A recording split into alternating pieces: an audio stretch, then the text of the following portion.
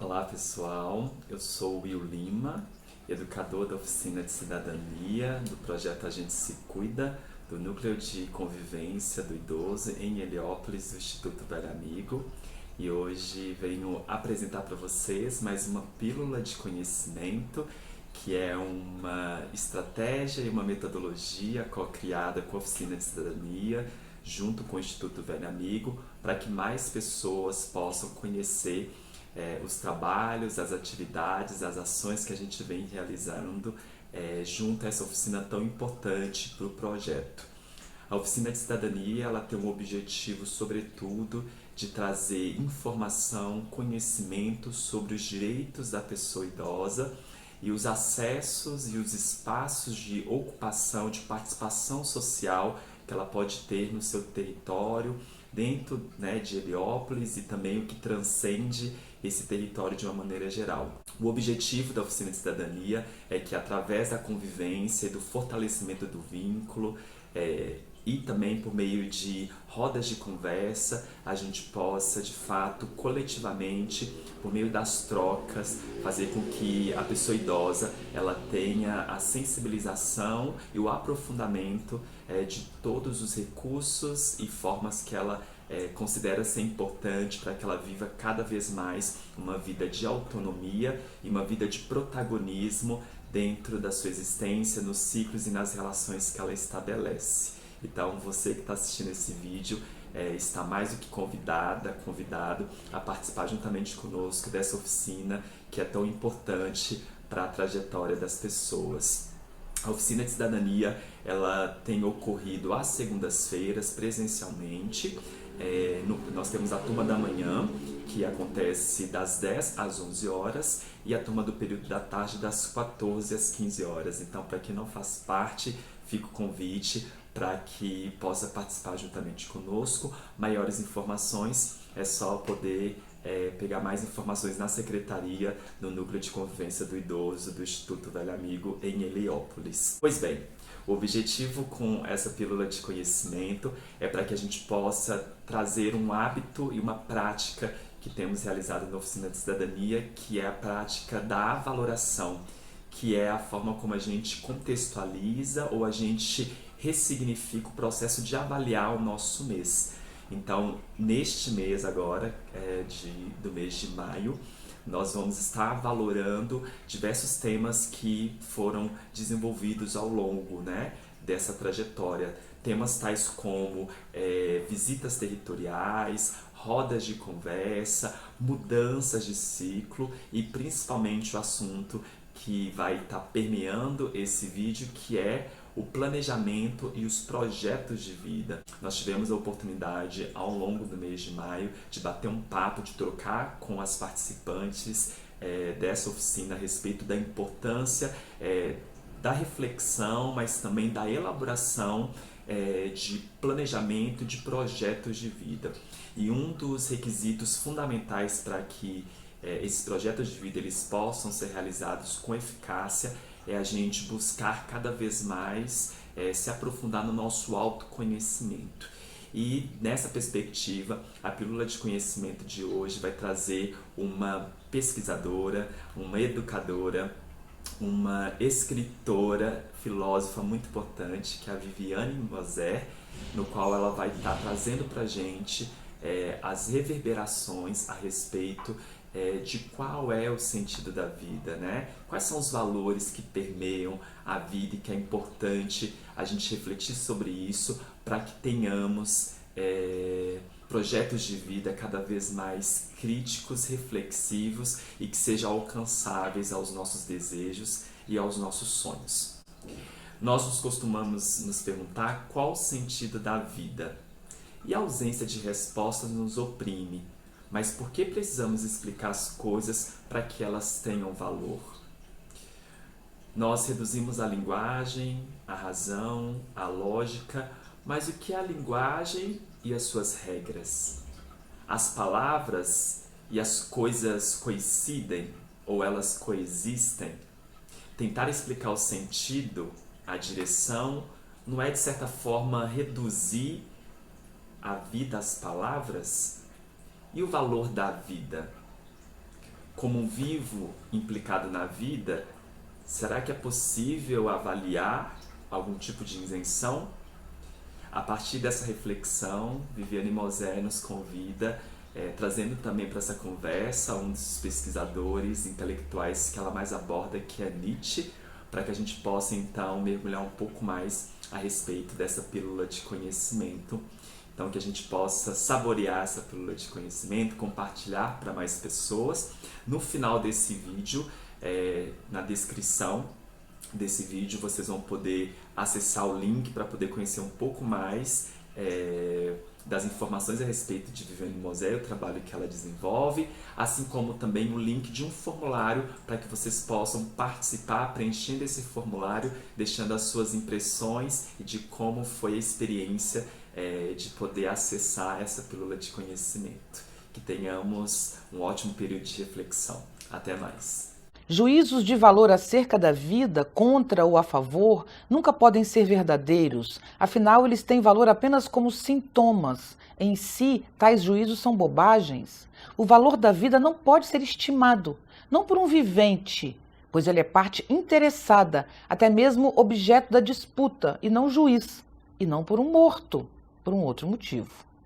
Óbvio.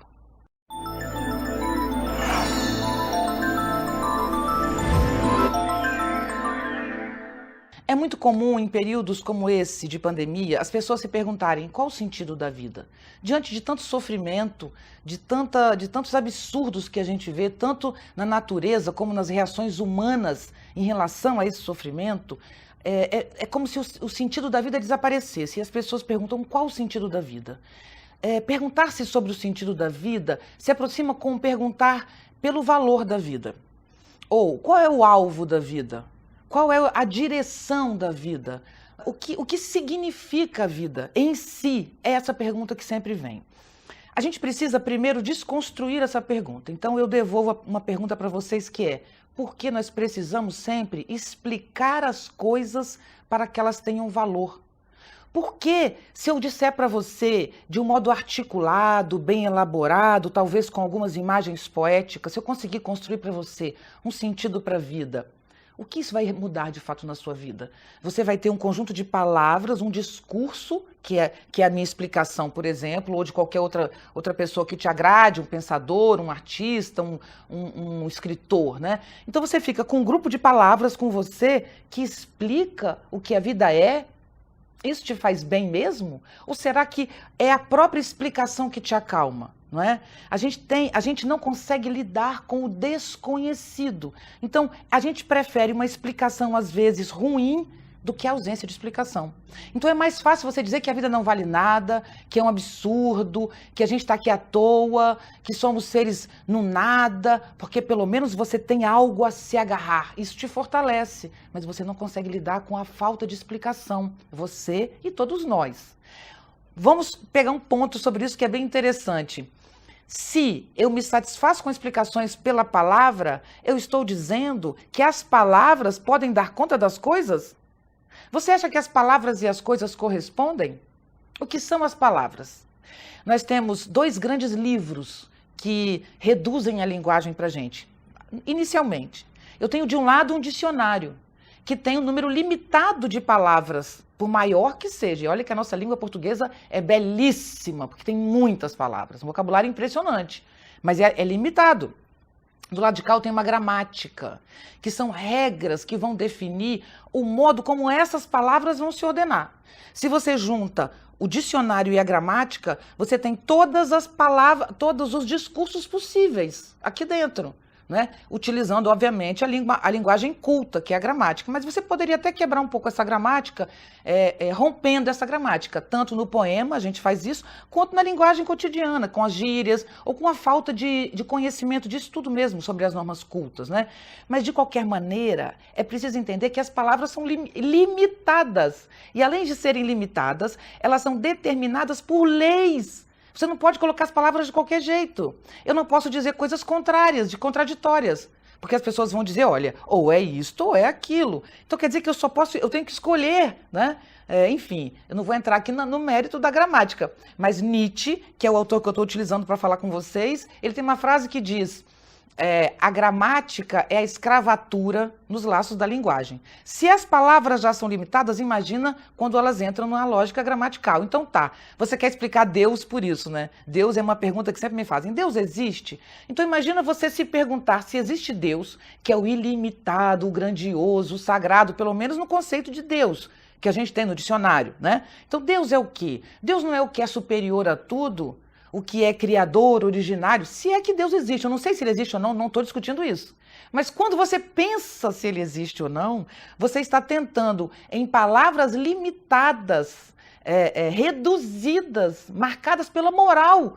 Quem foi que inventou essa palavra? Por que, por exemplo, a palavra saudade tem na nossa língua e em outras não tem? Cada língua configura um universo de valores. Então, usar as palavras é expressar algo quando você fala, né? Então pensa, será que esse hábito de reduzir tudo à linguagem, com a sensação de que a gente se acalma, né? Não é uma submissão nossa à linguagem? Será que a vida não passa por outro registro? Será que eu não posso, ao invés de explicar o sentido da vida, perceber o sentido da vida? Eu tive isso quando meu filho nasceu, por exemplo. No momento exato do parto, eu estou dizendo, naquela hora que ele nasceu, que tiraram ele de mim, que ele veio no meu colo. A sensação que eu tinha era, agora eu entendo. O que eu entendo, eu não sei te dizer o que eu entendo, eu não tenho ideia do que eu entendo, mas naquele momento eu tive certeza absoluta que tudo se justificava. Eu posso explicar isso para vocês? Não, vocês vão rir de mim, vão achar que eu estou ficando maluca. Não tem lógica. Então, a vida não tem lógica, a vida é contraditória e a vida derrama pelos lados. Esburra para todo canto, transborda, isso é vida. E você quer fazer com que a vida caiba nas palavras? Você tem certeza? Isso é reduzir a vida à linguagem. E não é isso que a gente tem que fazer.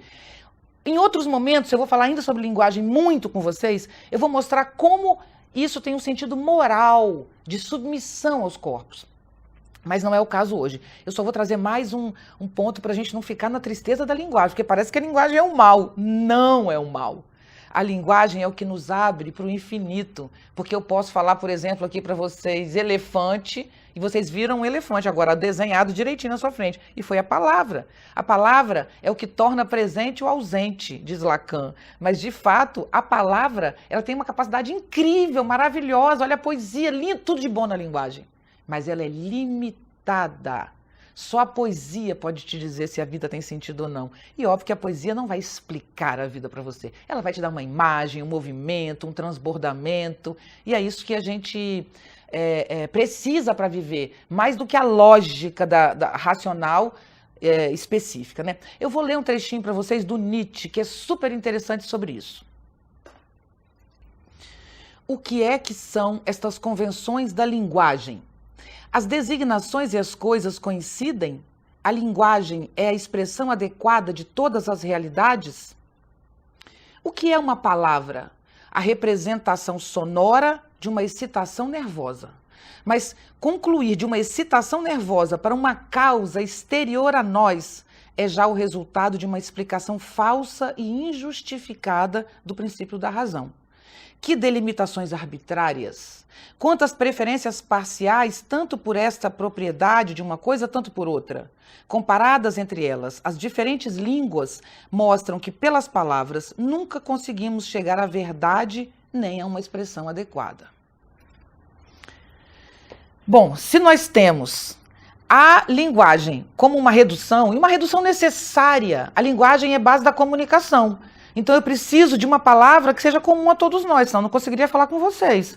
Então a linguagem é o que permite essa conversa aqui, mas nós não devemos nos reduzir a essa conversa aqui.